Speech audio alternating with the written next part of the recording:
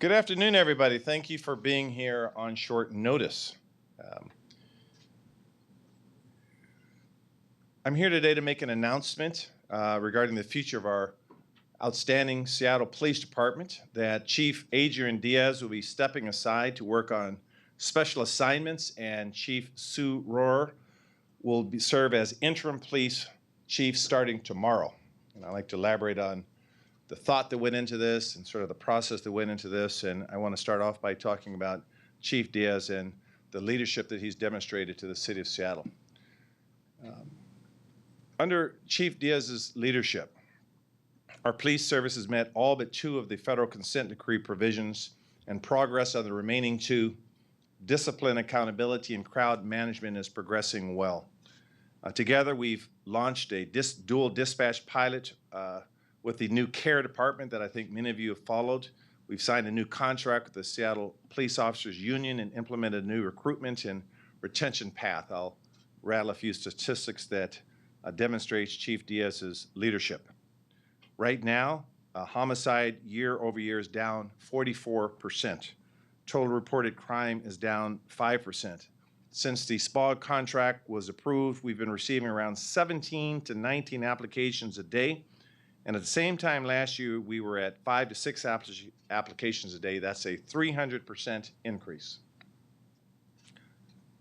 Again, total reported crime continues to decrease this year, and the number of, quite frankly, the number of events we're seeing, the number of interactions that are positive we're seeing, as demonstrated by our application under the consent decree under this chief's leadership, has been outstanding.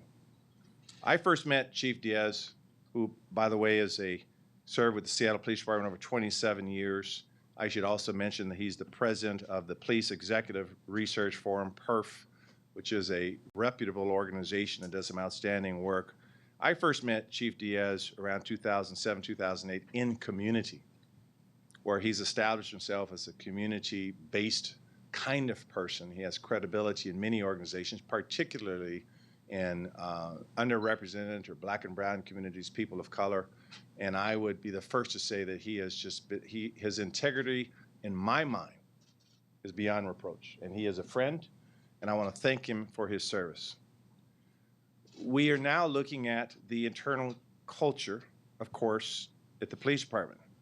We are trying to create a representative department of who we are at our best, a culture that we can stand in any city and say we are truly the best, realizing that there are cultural issues in darn near every police department in this country. We want to stand shoulder to shoulder with everyone, and it talks about race discrimination, gender discrimination, diversity, inclusivity, that we model our values. Recent allegations of discrimination and prejudice and harassment in the department, as you well know, has caused me to appoint an independent and objective investigator to review these allegations and the case files that have been completed. This work continues to be underway. We support that work, and I also reviewed the report on the perspectives of our female officers and found their feedback incredibly important. So Chief Diaz and I had many discussions over the years, and I think he should be commended by suggesting that we put the needs of the city first. We put the needs of the police department first. He's agreed to set aside and to work on special projects and to realize the kind of culture change that we want perhaps could be better served with him stepping aside. We also want to make sure that anyone that has any complaints within the department do not have a threat of retaliation or any blowback, so to speak, while the investigation occurs.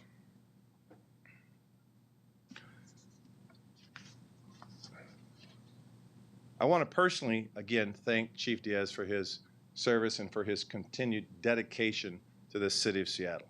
And I look forward to continuing working with him in the police department in that regard. Sue Rahr is uniquely qualified right now to step into this position. She'll be, in my opinion, as mayor, an outstanding leader for our police department, focused on strengthening recruitment, advancing institutional culture change, and most importantly, working to create safety for all of our neighbors. in my conversation with Chief Diaz, somewhat of a personal nature, I just talked about the amount of litigation. It has to be somewhat distracting. He's a human being and a good human being at that. And so the question in terms of, can you continue to evaluate or practice the type of excellence that we demand in the city while being, while addressing the allegations? Going back to Sue Rahr, she has a history of leadership in modern policing, in culture change, in recruitment. As you well know, she served as King County Sheriff, the Executive Director of the Washington State Criminal Justice Training Commission, and a member of President Obama's Task Force on 21st Century Policing. She is an expert in recruiting, in national best practices in modern policing, and in public safety strategies rooted in a commitment to keeping all people safe. We should be honored that Chief Rahr has agreed to step up and serve the great people of Seattle. She's also a subject matter expert or advisor to the 30 by 30 initiative, which I think many of you know is a national effort to see women comprise 30% of police recruits by the year 2030. Her insight and leadership in this area will be critical as we work to recruit more women officers and ensure the department reflects our values as a city. Simply put, she's the right person at the right moment to lead SPD into its next chapter. And we are grateful that she put retirement on pause to help our city, help our department, help all of you listening to me right now. You will hear from Chief Diaz in a minute and Chief Rahr in a minute, but let me also make one thing clear. We will immediately commence a national search for the next permanent police chief. Chief Rahr has made it clear to me that she will not be a candidate for the permanent appointment. She will work with former Chief Kathy O'Toole that we are in consultation with to help identify a list of qualified semi-finalist candidates. Let me also say this, that culture change is very hard. I am intentionally looking outside of the department to perhaps tap some of the talent in other cities, people with lived experience that may help us change culture. I'm very proud of our Seattle Police Department. Let me make that clear. When you look at the use of force numbers, you look at what's going on with limited resources, they make me proud as a mayor. So we will commence a national search for a next permanent chief of police.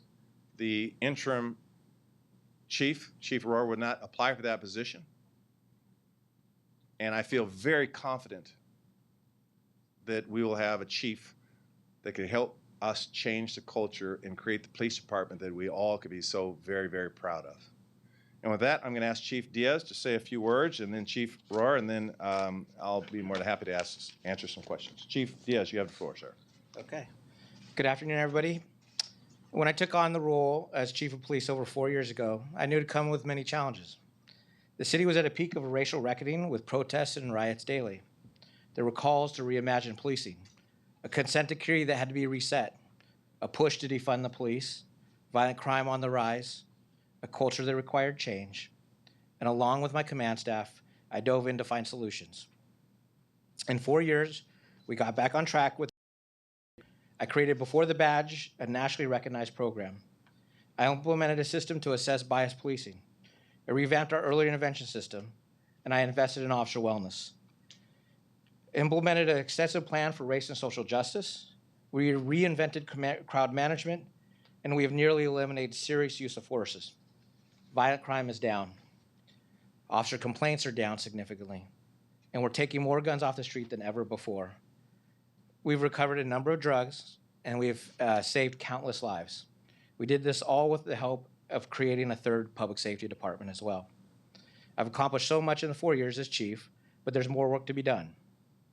I passed that challenge along to my predecessor, and I will continue to support the city as I transition to this new role. I want to thank the men and women of the Seattle Police Department for their hard work and the community that has supported us through every challenge. Thank you. Thank you. Well done, Chief.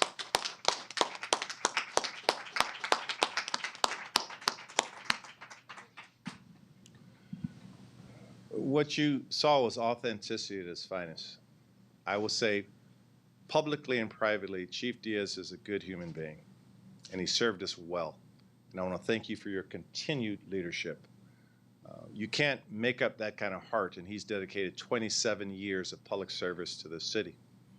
And it is because of his commitment to this city, and I'll be just candid with all of you, as I only know how to be. He gets calls all the time to lead up other departments. He's committed to this city. And so I want to publicly thank you for your strong leadership, for your continued support. And with that, I will introduce Chief Rahr, Susan Rahr, and I gave your bio, but the mic is yours. Thank you, sir. Oh, boy, that is, you can see why this is going to be a tough challenge, because I've got some big shoes to fill here. I am incredibly honored to be asked to step in and steer the ship as the mayor identifies a new chief. I just have a couple things that I want to say. First, to the men and women of the Seattle Police Department. You're going through some turbulence right now. I recognize that, and I want to do whatever I can to reassure you we're going to get through this. The first thing I'm going to do, first day in office, tomorrow morning at 9 o'clock, I'm going to start by listening.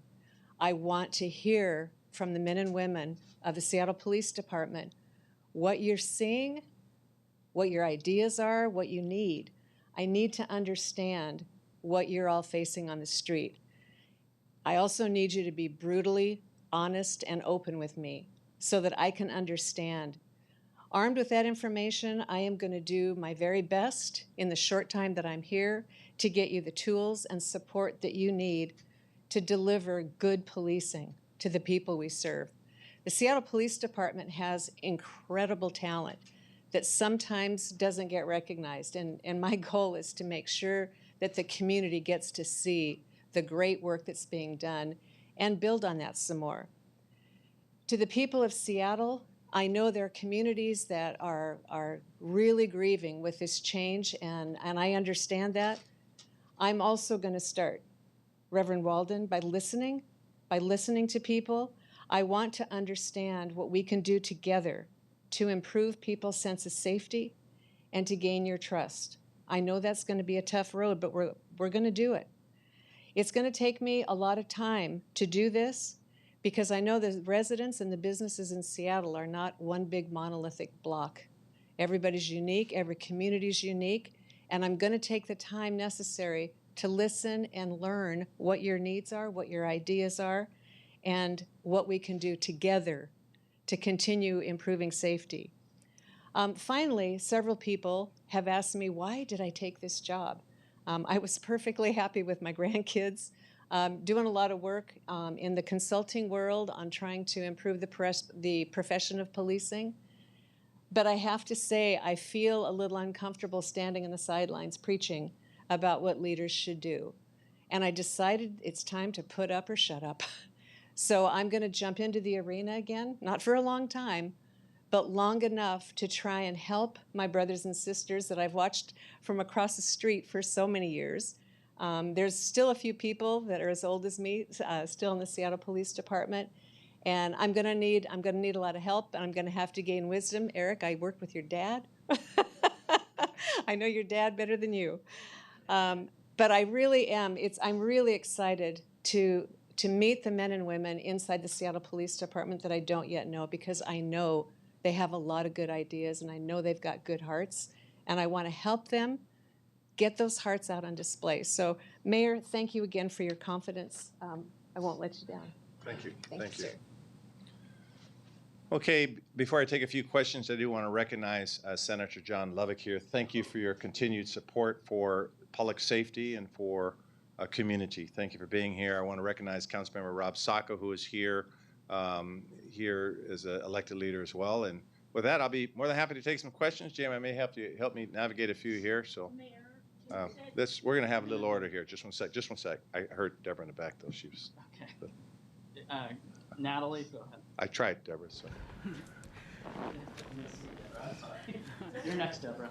Mayor, first, two-part question. First, are there any other command staff changes that you can tell us about? And secondly, just with no formal firm leadership in place right now with these changes, can you tell the people, is Seattle safe? talk about the public safety part of it. Sure. Thanks for the question. First question, would there be command staff changes? We're discussing that now. Interim Chief Sue Rahr will make some decisions, and those discussions are occurring now. And number two, the city should have the ultimate faith in our police department. They are showing outstanding leadership. This is how you get better. How? You evaluate yourself. You hire people to give you feedback whether you want it or not. You have open dialogues with proven leaders. You put your own egos to the side and you say, we can do and we can be better. So the people of Seattle should feel good about this move. We don't make panic moves, we make strategic moves. And if there's one takeaway from this press conference, is I stand with this fine leader. That is his sacrifice for 27 years that we are building upon. So the people of Seattle should have the utmost confidence that we are trending in the right direction with the right policies and the right people, and we're going to keep on keeping on. Next question, please. Okay. We'll go to Deborah. Mayor, number 1 from Title 7. You said glowing things about outgoing Chief Diaz. What was the straw that broke the camel's back? And then I do want to ask Sue Rahr a question as well. So there was not one event, one straw that broke the camel's back, to use your description. My executive team and I, working with the police department, we are all about strategy and implementation. We're all about calibrating the issues of the city. And so, again, given the amount of litigation that has persisted, given by the interviews that we're having right now looking at one of the gender discrimination claims or harassment and hostile work environment, that we ask ourselves openly and honestly, number one, will the investigation, can we make sure that it is not impeded in any way, such that we have a good investigation, good recommendations? Might there be a threat of retaliation that we have to concern ourselves with? And if we're really committed to culture change as we are, should we make strategic changes? I actually signaled this about a month ago when asked the question openly. I said, I am always evaluating my department heads. The best thing a mayor could do is to make sure people at the right time are making the right decisions. And Chief Diaz is a human being. Certainly every time someone files a complaint against his department, it affects his ability to make some of the decisions. It's a collaborative process, but there was not one event that triggered anything. I want to make that very clear. So I will not comment on any litigation. I think that's an unwise move by any stretch of the imagination. There's a process for that. It's called due process for a reason. And so we'll let the litigation and the claims play out with an impartial trier fact looking at these issues. Go ahead. Okay. We'll go to Ashley, and then I'll come over to this side. Mayor, given the number of lawsuits that came from former internal candidates for the job, are you putting a full stop on no internal candidates applying for the top position, or are you going to consider anyone from within the department? Good question. I'll repeat it just so. Really the question, as I understand it, is as we conduct a national search, am I putting a full stop on internal candidates and strictly looking at external candidates? And the answer is no, I'm not putting full stops on anyone to apply. If you believe you are qualified to apply. I use the term standard of excellence a lot in some of my speeches. If you believe you bring the standard of excellence that we want to see here in Seattle, you should apply. I did make it very clear that the kind of culture change that I'm looking at, one has to question whether that can come from an internal candidate. I'm just going to be candid with you. The city is no stranger to this. You could look at former Chief Gil Kurlikowski, who came from the outside. You could look at former Chief Kathleen O'Toole, who came from the outside. There has been a history in our city where to create the kind of change that we want, we have gone external. So I'm being open and candid there, and we'll see what candidates we get. Okay. We'll go to Erica, and then Chris. Two I have a feeling this is going to be a long day. Just a long news. Two quick questions. I heard that John O'Neill and Eric Barnum were clearing out their desks today. Can you comment on whether they are out or changing positions? And then can you explain what special projects means? I think everyone heard the question. Good? No? Erica heard rumors about Deputy Chief Barton and Assistant Chief O'Neill, John O'Neill, whether they're on administrative leave or whether they're going to be in their positions, and the second part was What is special projects? what does special projects mean? Very good. Okay. Very good. And will Chief Diaz change his salary? So let me take the second half first, since my brain works that way. Those details on salary and what special projects are being discussed right now, we'll have better clarity on that. That's a decision that we'll work out with the interim chief. I've made it very clear to the interim chief that we have 27 years of a strong police officer and chief here, and we want to be able to use that in some areas of concern, but we'll work those details out. With respect to the assistant chief status and deputy chief status, I'm not really positioned today to talk about their situations. First of all, that will be addressed by the new chief. And I want to make it clear, implicit in your question, we're asking her to run the department. There's no asterisks, parentheses or asterisks by Chief Rahr. She is a proven national expert in this space. So we are confident that she will look at the issues, the personnel issues, the allegations, and make strategic decisions. And I trust her discretion there. So I'm not in a position to say how that's going to play out today. Chris? Mayor, Yes, Chris. you have obviously several active investigations into the police department, and you now have an interim chief. How do you possibly tell recruits to come to Seattle? Well, we are. I want to repeat those numbers right now, because I know how you just like printing my sound bites. Print these numbers. There are applications, around 17, 19 applications a day, compared to 5 or 6 last year. And so to answer your question directly, Chris, we have a wonderful police department. That's how we recruit. We are on the cutting edge. We pay a competitive salary. We believe in social justice. We believe in community-based policing. We have a city-wide body of employees that embrace the values we believe in. And Seattle is a great city. Ignore the rain you see today, Chris. Okay? We're going to get a good weekend this weekend, and we have a marvelous hand that we're dealt as a city. So I ask police officers, be part of the solution. We're recruiting constantly. I recruit every time I see someone that might have an inkling toward public safety. If you look at many cities, they struggle with strong leadership at the top. As I said in my earlier remarks, Chief Diaz gets calls all the time. He's nationally respected as a police chief.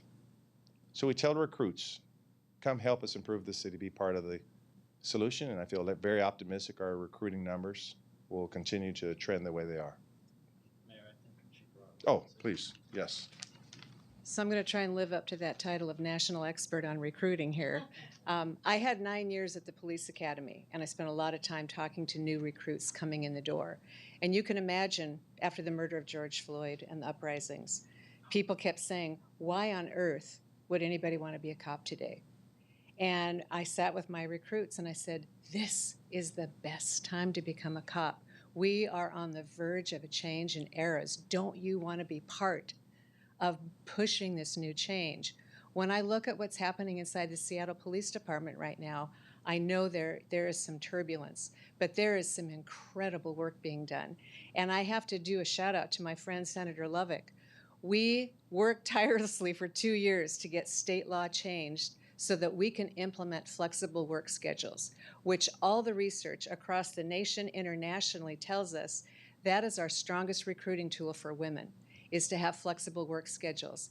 I hope that we are able to work together as a team to make Seattle Police Department the most attractive department for women to come to work. Now, I want lots of people. We need lots of diversity. We need diversity of experience. But Seattle Police Department, if I can do it, is going to be the top recruiter for female recruits. This is going to be the place people want to come to work. I'm confident of that. And we'll go to Amari, and then David, and then Ashley. Thank you. Mayor Harrell, Omari Salisbury, Converge Media. So you had mentioned, I think, the number there on the sheet said that homicides year to year now we're down 44%. Chief Diaz has over 2 decades just in community working with a lot of different groups and organizations. A lot of those organizations and community members are on the front line right now in violence disruption here in the city of Seattle, especially in the neighborhoods that we represent, the Central District and the South End of Seattle. We know that a lot of these organizations, members, community leaders, and everything else are being intentional in trying to fight back. And that's not the only reason why numbers are down, but it's a very important reason. What consideration are you taking in this transfer here into Interim Chief Rahr to keep these community connections in place that are very critical in driving down the homicide and violent crime rate in our city, and specifically the Central District and the South End? Interim Chief Rahr, my question for you is, these relationships are there. What is your plan now, coming in new as an insider, outsider, insider, to be able to gain the trust that it's just not transferable from Chief Diaz to yourself? What are your plans coming into our community? So I'll take the first stab at that, Omar. Thank you for the question. It's a critical question, and I want to concede and agree with your conclusion implicit in your question. That is, they are community-based organizations that are coming from geography, coming from homes, coming from families, coming from communities, many of whom have been traumatized, have experienced violence, helping us address the issue of violence. They are valuable partners. That's embedded in everything that we do. It does not center around one person, by the way, although you have been a remarkable leader in this space. It cannot center around one person. It has to be embedded in everything that we do. So we remain committed to this approach. It's a smart approach. It's an effective approach.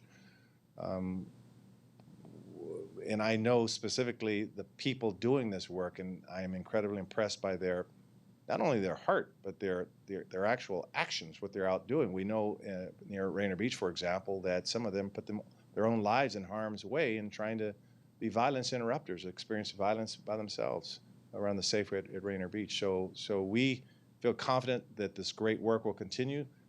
Chief Rahr, if you'd like to say anything in that regard. Sir, I appreciate you bringing that up, because you're absolutely right. The Seattle Police Department cannot drive the crime rate down by itself. We cannot do that without partnering with the community. I'm extremely grateful that there's already groups in place, there's leaders in place.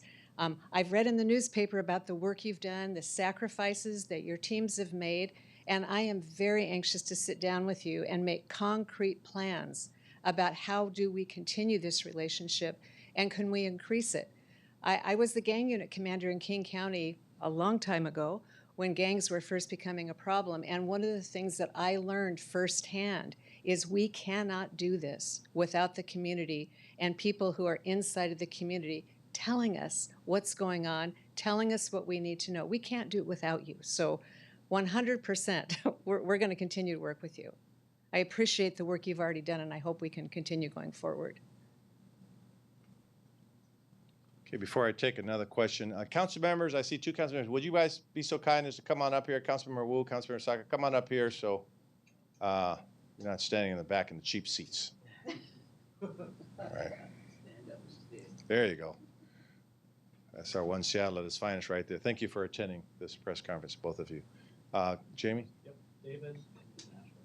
Mayor, why not let the investigation run its course before making this decision? And you know, I know that in this last certain round of searches, it was sort of difficult to get qualified applicants or people that we felt comfortable leading the Seattle Police Department. Was going to be different this time. Good. I hope everyone heard the question, so I'll answer the question and sort of repeat it. So why not let the investigation that MFR are conducting before we make such a change? As an experienced attorney, playing a role in many investigations and through a discovery process, you do not need it to be complete before you reach certain conclusions. We have talked to the investigator about preliminarily on, well,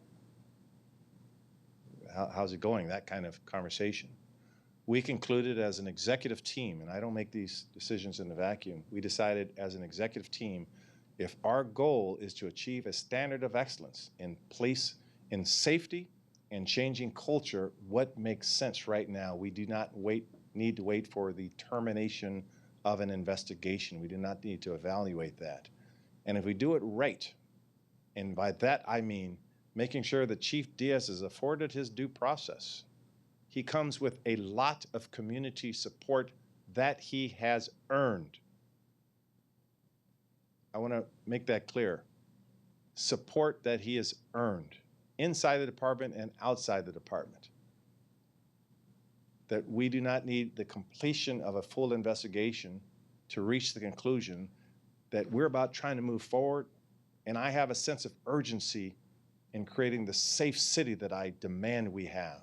That's why we didn't wait. Second part of the question I forgot. You're gonna have to help me out again. Seattle's ability to attract recruits or people. Thank you. Well, I would disagree with your premise. I think with the last search we had 3 outstanding candidates, and I signaled, I encouraged Chief Diaz to apply. Some people might have read that in the recruiting world as, well, I'm not going to apply against a strong, effective internal candidate. So, you know, the recruiting world is not rocket science. People, the first thing people want to know is, it is truly an open, transparent process, and do I have a shot? And they do.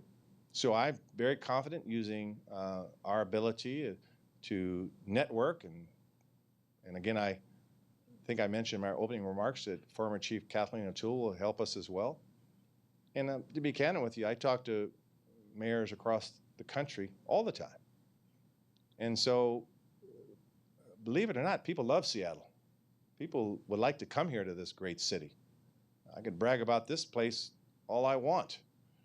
So we feel very confident we're going to get a top-notch candidate. And I look forward to it. So just a few weeks ago, Mayor, you said that you wanted to allow for due process, and now we're told... Sorry, just a few weeks ago you said that you wanted to allow for due process for the investigation to go through, and now we're all hearing almost overnight that, you know, Chief Diaz is stepping down. So what changed?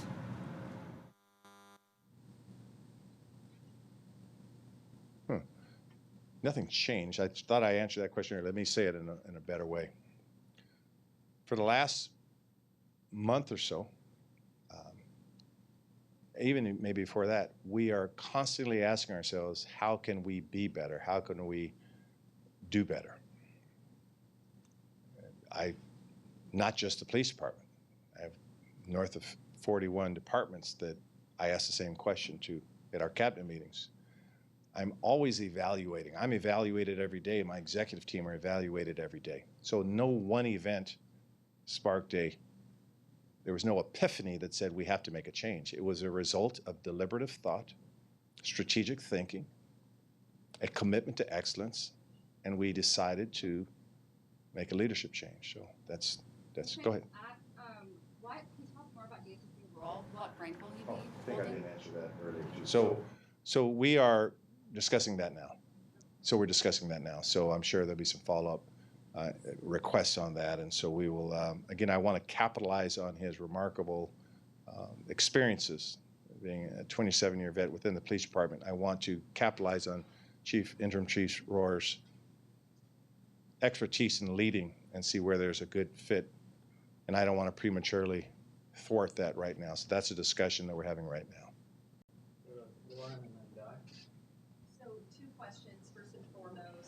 Unfinished business. What is going to happen moving forward with Daniel Otter's case, since there was an announcement scheduled to happen soon?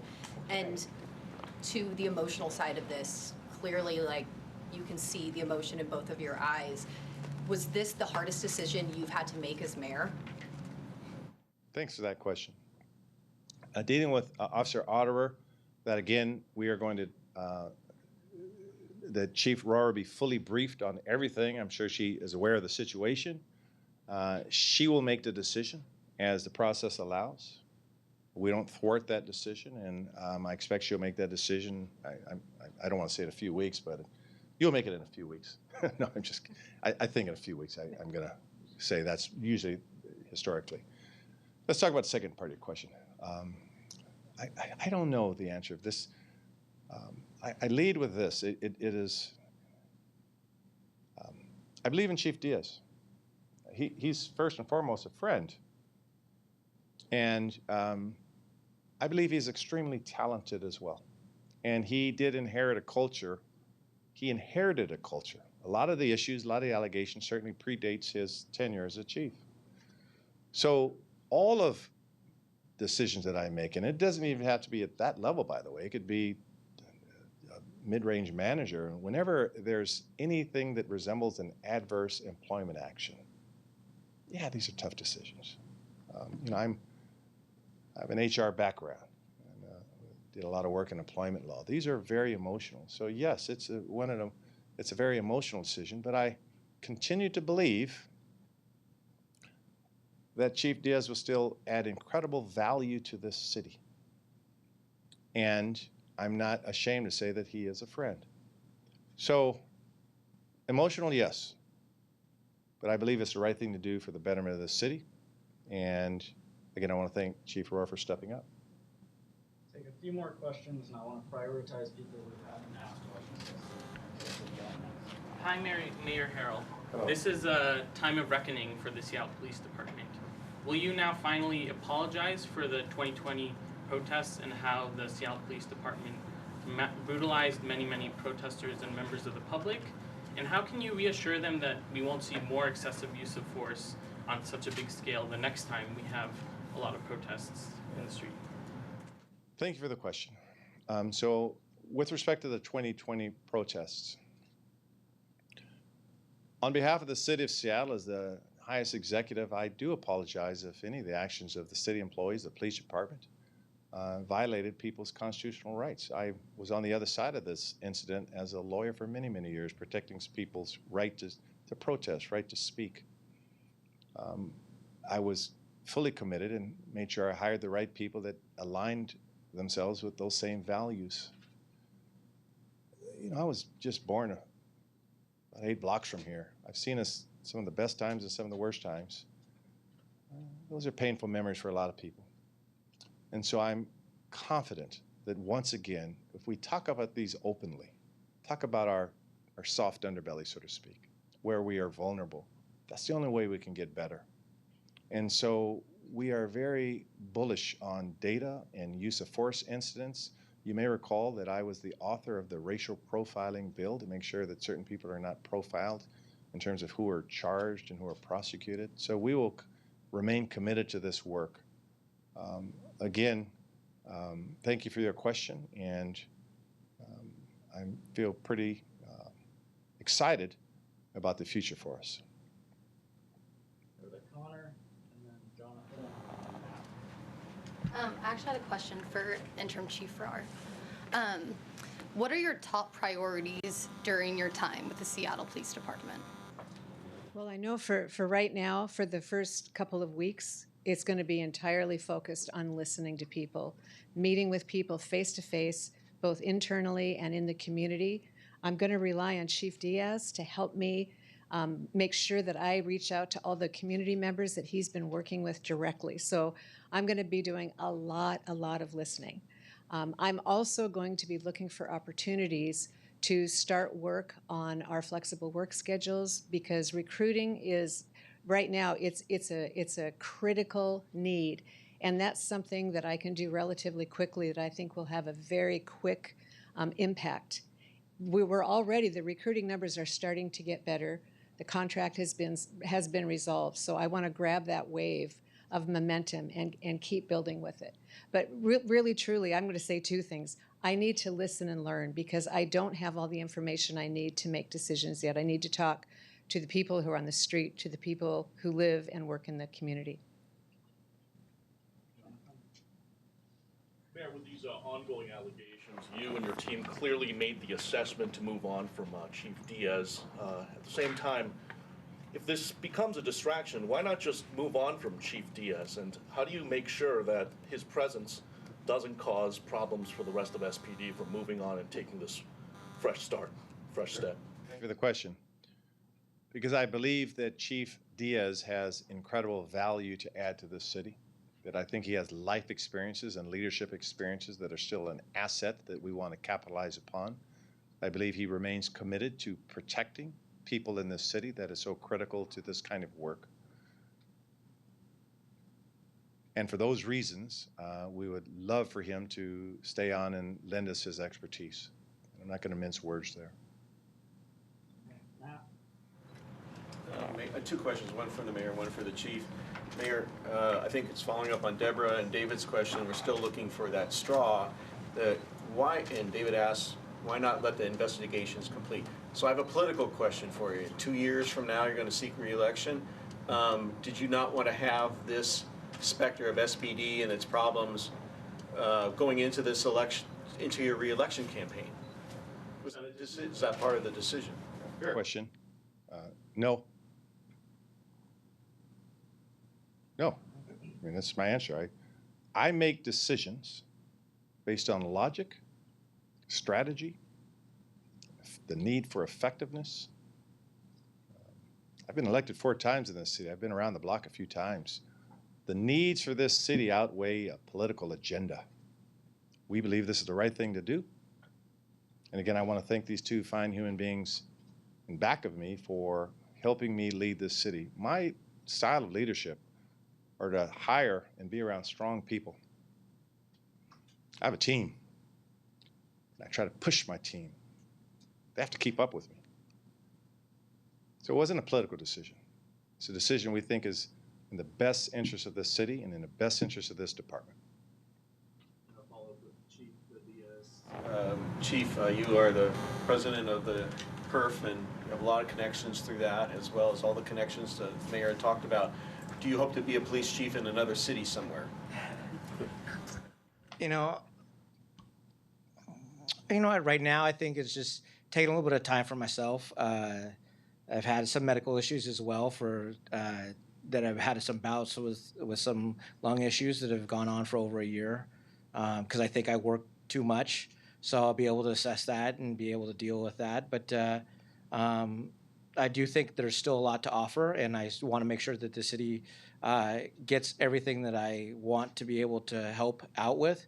And then I'll assess what it looks like for maybe another city. I don't know.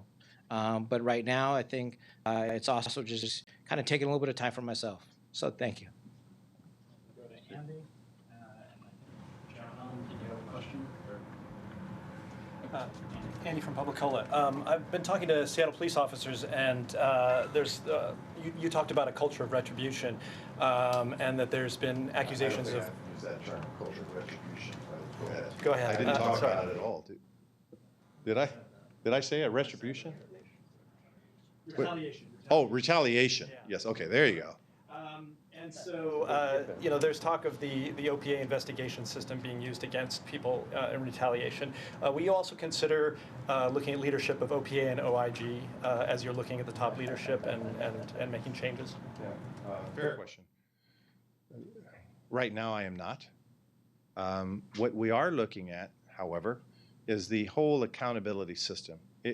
Is it effective?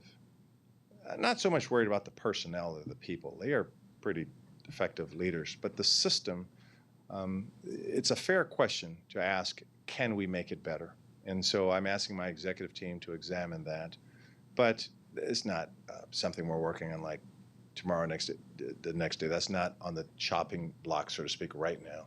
It's a fair question to have with the city council as they look at the budget as well. To address the budget issue that many of you have written about, we do have to look at the way we do business in this city in every aspect of our operations. We have to be more effective. We have to be efficient. So those 2, organization and accountability, are not beyond that kind of evaluation. Yes. Factual question. When did you first approach Chief Rahr about this possibility of doing his job? When did we first approach Sue Rahr? So let me lead up. Within the last month or so, our executive team were looking at, as I tried to describe earlier, how should we handle this to be the most to create the most effective department that we can. I believe there were discussions with Chief Rahr maybe a week or so ago about that as a possibility. And we put that in our think tank, and we were ecstatic that someone of her caliber would be interested in serving the city of Seattle, and we continue the discussions for the last week. Do you have a timeline of finding the next permanent chief? The timeline for next chief, we will start next week the process by which we begin a search, and I hope to, I'm going to get in trouble on this one, but I hope to, I'm going to say 4 to 6 months, and I'm going to ask some of my people today, I get in trouble, and I'm going to say 4 to 6 months. I got some confidence there. So, you know, this process, typically, the historical practice is it could take around 4 to 6 months, and so that's sort of the time frame we're looking at. I'll answer. What would Chief Diaz's title now be? So again, the details of that, we're having discussions right now with the interim chief, and we'll be more than happy to provide you information when that is worked out. Assistant chief, deputy chief? TBD, to be determined. So, Inspector General continue their investigation into the complaint against him for the hiring of his chief of staff that launched yesterday? We're not, there's no way we will thwart in any way, interfere with any ongoing complaints that have been made recently or not so recently. Those processes will continue, and we encourage the due process implications that come about when these things occur. So we're always supportive of due process rights. Quick question for Interim Chief Rahr, if that's all right. There's been a lot of discussion over this press conference about sort of praising Chief Diaz, and you've mentioned the need to recruit women through things like flexible schedules. Can you respond to, you know, without specifically getting into the allegations, do you have concerns about the culture of SPD and allegations of a culture of misogyny, and how will you address that? I'll be honest with you, I have concerns about the culture of all police departments. I think we are all trying to do better. I think it's a natural thing that happens when you have a profession that is dominated by one gender for, you know, half a century, 3/4 of a century, and making those transitions are really hard. And so I don't think Seattle Police Department is worse or better than others. I think we have work to do in every department.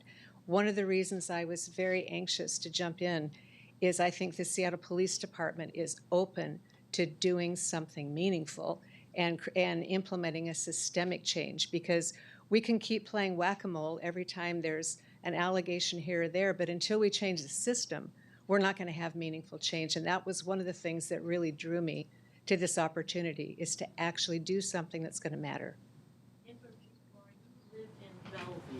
You know that because you've been to my house.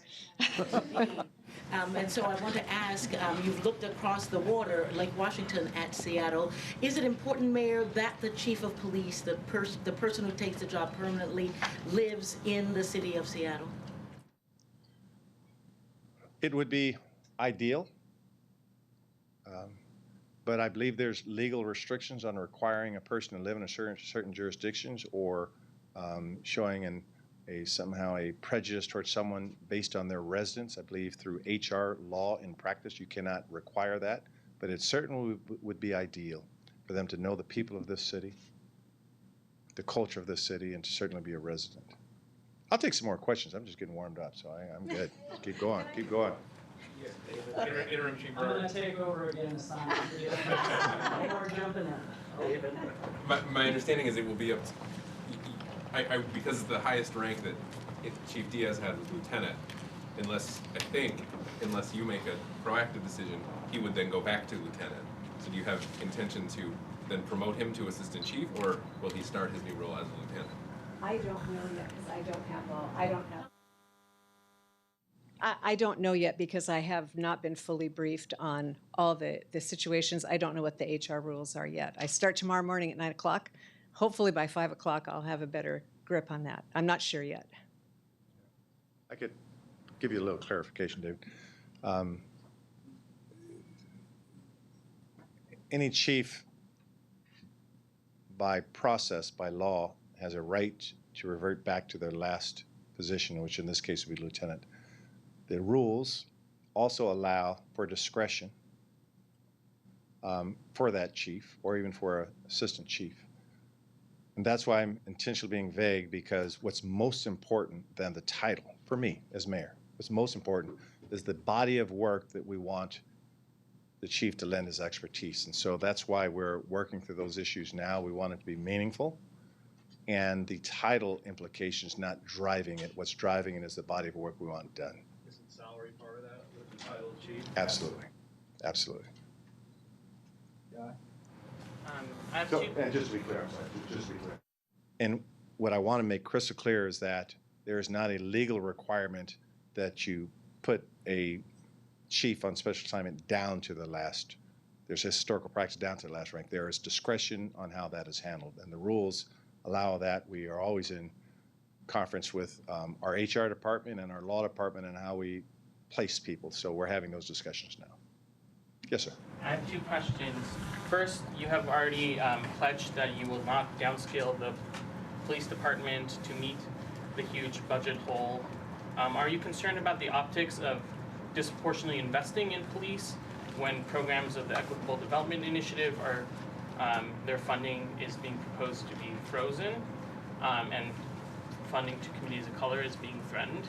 And secondly, do you think the internal culture and toxicity, whether it's sexism or racism, for employees of the police department, is that correlated with how they serve the community? And you see like disproportionately arrests of Black and Indigenous people, or use of force, or lack of investigation for sexual assaults. Do you think those two issues of internal culture and external impact are correlated? Very good question, a little complicated, but I'll give it a shot.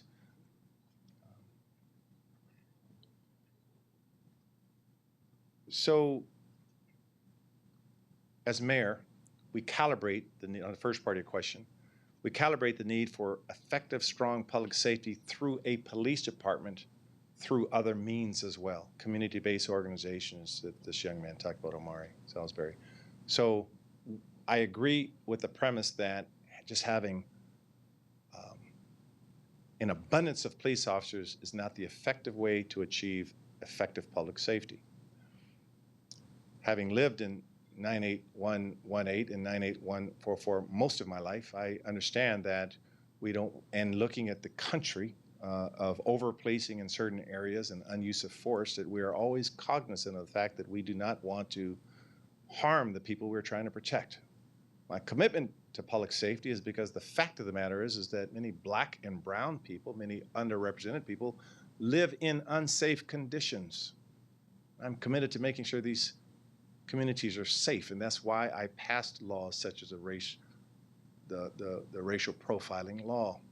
So we are confident that we calibrate the needs to protect the community and not over-police the community in everything that we do. Second part of your question, I think you're right that in order for the police department to be the police department that I vision, that my executive team are working hard, that the department is working hard to do, the change has to come from within as well.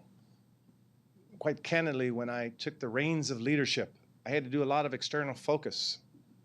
In some of our unhoused populations, there was a proliferation of violence. We had to go right into external mode. But I believe the level of excellence that I talk about cannot be achieved unless I look the officers in the eyes, command staff in the eyes, and say, can we do better? What does it take? So this internal focus, yes, is critical toward the external work that needs to be done. And therein lies the opportunity we have under Chief Rahr, and so I'm excited about doing that work. There was a question on the way back. It's a logistical question, and you might have answered this already, but whose idea was it for Chief Diaz to step in?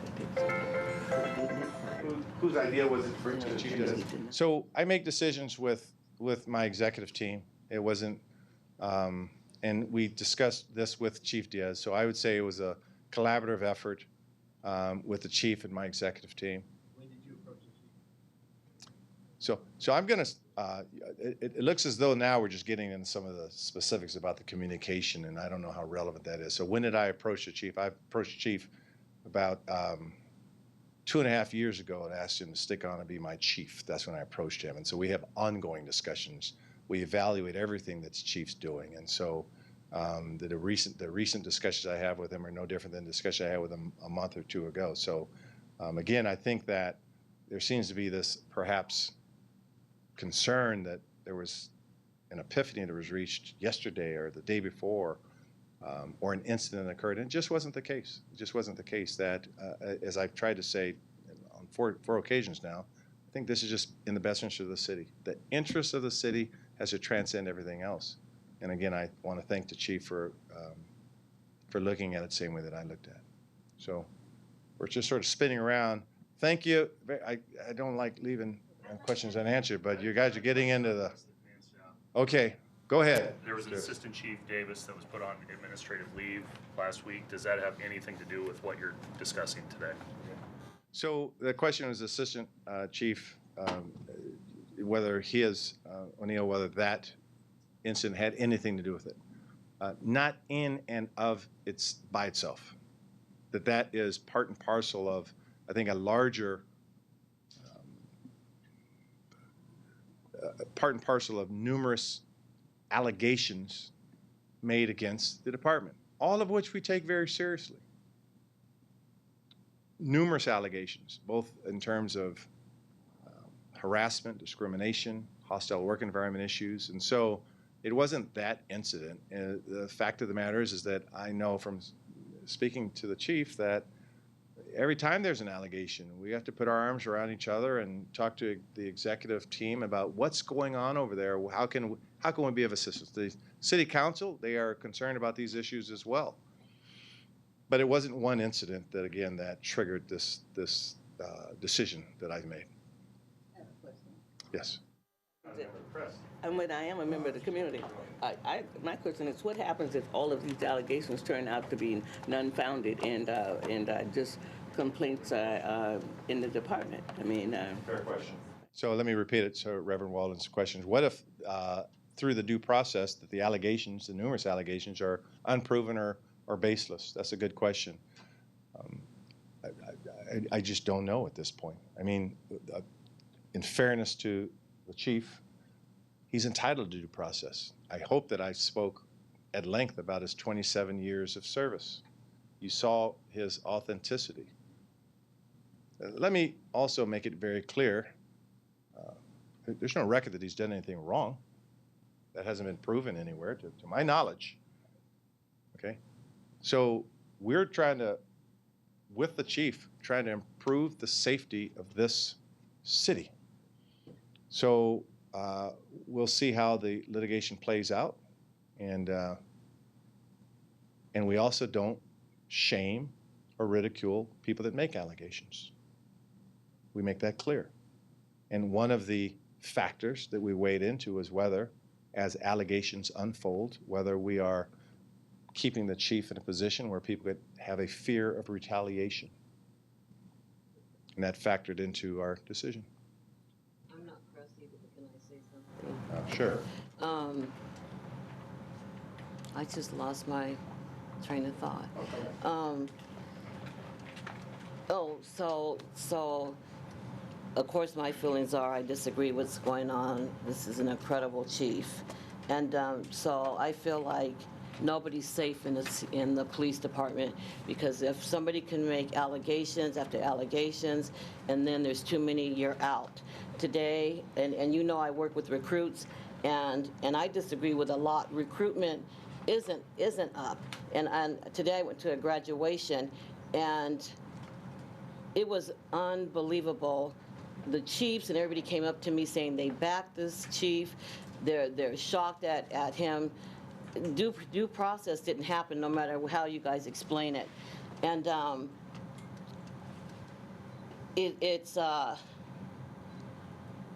it's wrong that he's getting the brunt of it.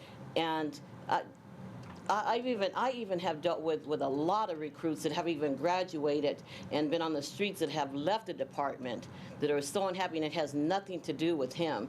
So many. I have 40-some text messages and phone calls. My phone is blown up. I don't want to talk to anybody. They're upset. They want to know what they're going to do.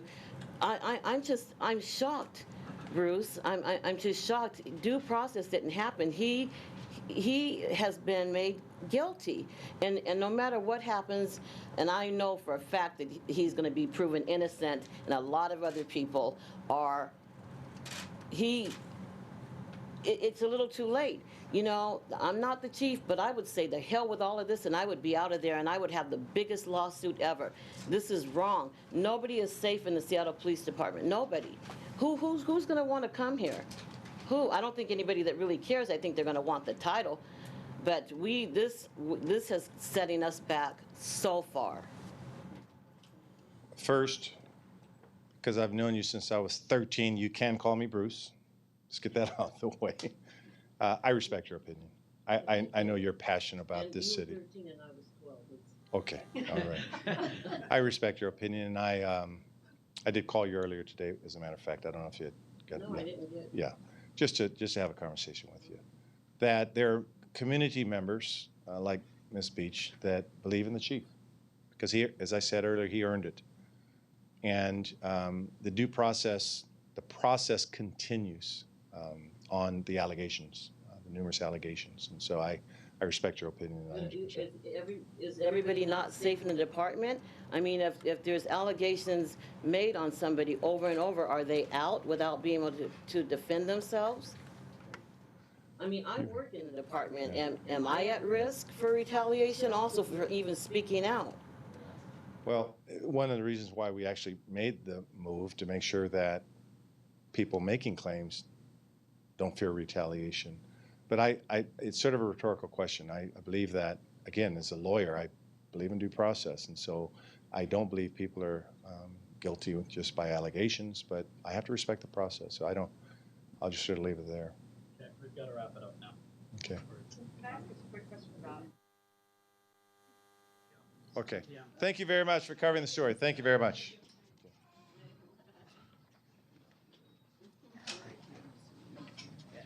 Chief, you got one out there?